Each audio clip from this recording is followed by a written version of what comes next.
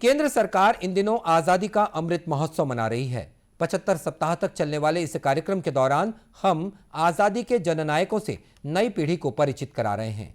आजादी के सफर में आज हम बात करेंगे स्वतंत्रता सेनानी मानवेंद्र नाथ रॉय के बारे में।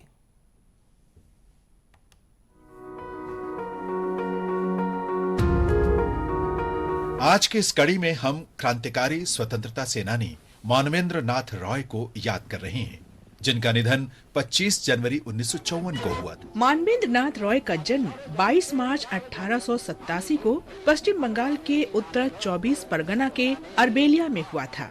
19वीं शताब्दी के अंत में बंगाल में क्रांतिकारी राष्ट्रवाद का प्रसार शुरू हुआ। रॉय इस आंदोलन से जुड़े और बंकिम चंद्र चटर्जी तथा विवेकानंद के लेखन से प्रेरित हुए।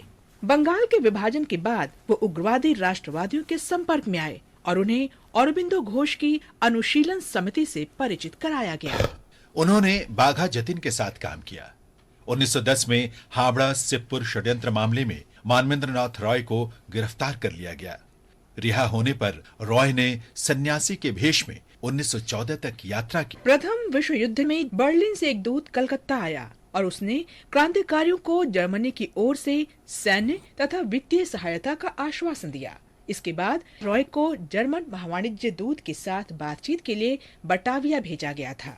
ये व्यवस्था की गई थी कि हथियारों और गोला बारूद की खेप सुंदरबन क्षेत्र में पहुंचाई जाएगी, लेकिन हथियार वहां नहीं पहुंचे। मानवेंद्र नाथ रॉय वापस बटाविया गए और पाया कि जर्मन राजनयिकों से सहयोग की कोई उम्मीद नहीं थी।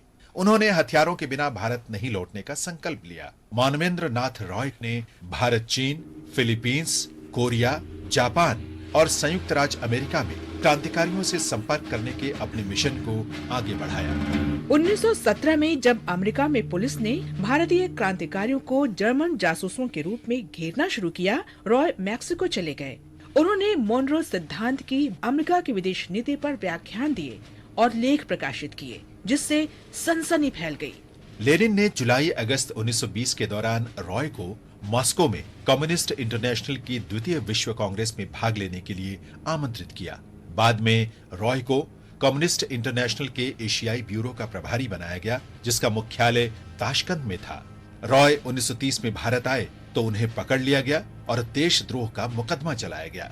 नवंबर 1936 में रिहा होने के बाद रॉय भारतीय राष्ट्रीय कांग्रेस में शामिल हो गए। उन्होंने सहयोगी देशों की शक्तियों का समर्थन किया, क्योंकि उनका विचार था कि साम्राज्यवाद को अस्वीकार करना फासीवाद से कम बुरा है, जो उनकी नजर में मानव जाति के लिए एक बड़ा खतरा था। रॉय ने संघीय आधार पर संविधान सभा बनाने और अल्पसंख्यक समुदायों तथा क्षेत्रों के अधिकारों को मान्यता देने के लिए गैर पार्टी आधार पर चुनाव कराने की हिमायत की। उन्होंने सत्ता के पूर्ण विकेंद्रीकरण और भ्रष्टाचार की रोकथाम की भी हिमायत की।